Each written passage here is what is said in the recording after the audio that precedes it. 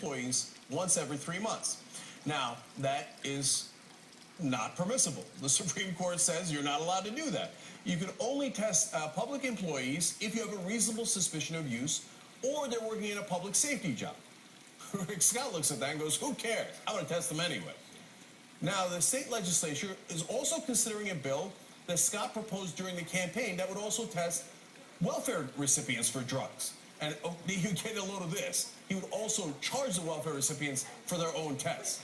They're on welfare. They don't have the money. That's why they're coming for welfare.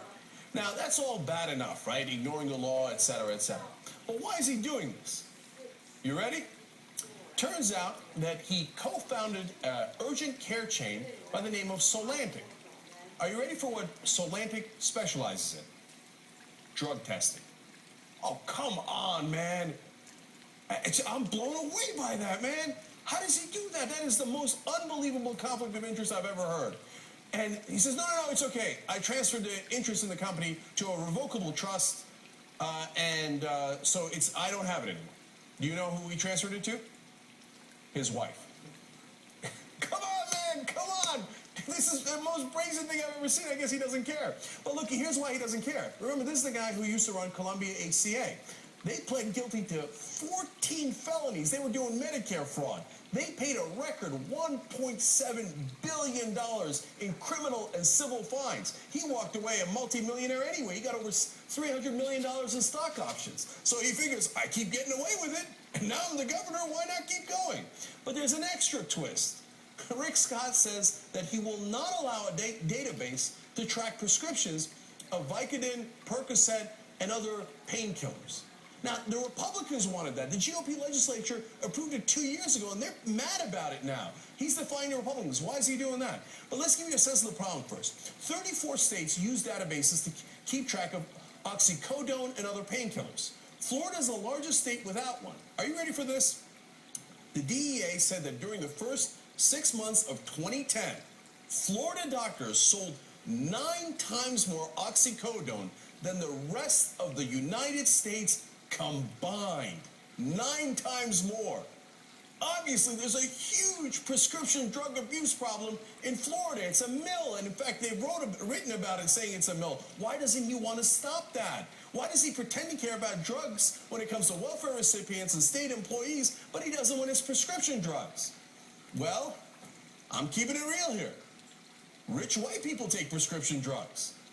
Well, that's his base. Those are the people who gave him money. I mean, I can't think of anything else. Why in the world wouldn't he go after that? Even Republicans are tearing their hair out saying go after that. And by the way, there's also one other guy in Florida who's a fairly famous prescription drug abuser, Rush Limbaugh. All of a sudden, Rick Scott says, oh, privacy issues. We can't have that database. But there is one little final irony to all of this. Rick Scott is now a state employee. So will he also be tested? And why does he want to enable prescription drug abuse in his state so much? Those are both good questions. Joining me now is former Democratic Congressman from Florida, Alan Grayson, to answer some of those questions. Look, that conflict of interest blows me away. He's got a company making millions of dollars from drug tests, and he's pushing the drug tests all over Florida. I mean, should they investigate that? What should they do about that? Well, look, he spent $70 million to buy the office of governor in Florida. He wants a return on his money. He promised us that he was going to run state government like a business. What we didn't realize is that he was going to run it like his business, like it's all his. And that's exactly what he's been doing. It's not only what you said. In addition to that, he wants to cut all state funding for health care clinics. There are 4 million people in Florida who can't afford to see a doctor when they're sick. They have to go to health care clinics. He's going to shut them all down, so they'll be forced to go to Rick Scott's clinics. I mean, it's beyond absurd. So, again, let me turn to the prescription problem, because that's a whole other thing. Why does he not want to track these prescription drugs? Well, you said that Florida has 9 times as much as the rest of the country combined. I think 8 times as much as Rush Limbaugh alone. It's exactly what you said. I don't think he wants to take the heat from Rush Limbaugh. You think it's just that simple? On Rush Limbaugh alone, he's like, let's leave these guys alone. Well, look, all the right-wing leaders have catered to Rush Limbaugh for years and years. He says jump and they say how high. And you're seeing that now with the governor of Florida. So let's go back to the election for a second.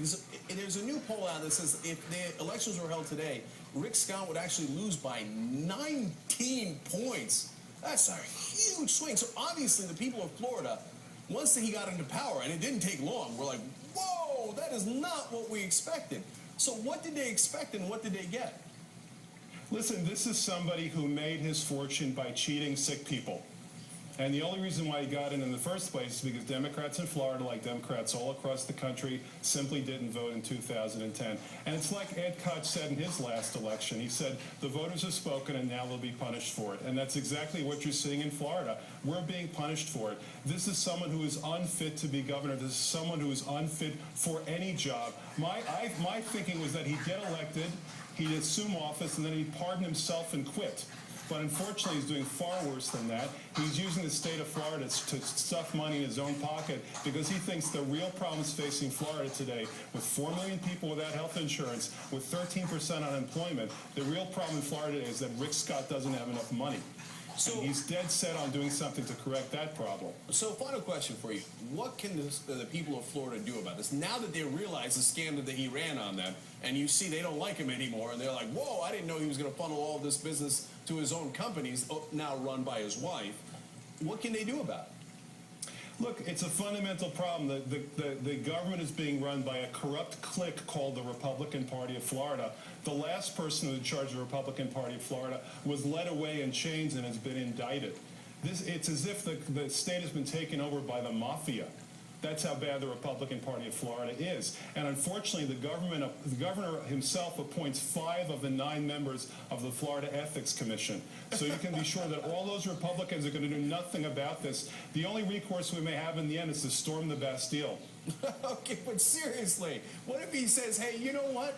Look, I am going to make more money, and this money's going to get funneled to my companies because I'm going to drug test everybody, okay? I'm going to drug test you and your dog, and all that money's going to get funneled to me. What are you going to do about it? What can we do listen, about it? I'm just glad that Rick Scott's company doesn't do proctological examinations because then we'd all have to bend over and cough. All right, well, Congressman Grayson, you are definitely clear on the topic, and we appreciate your time tonight. Thank you. You're welcome. All right, now when we come back,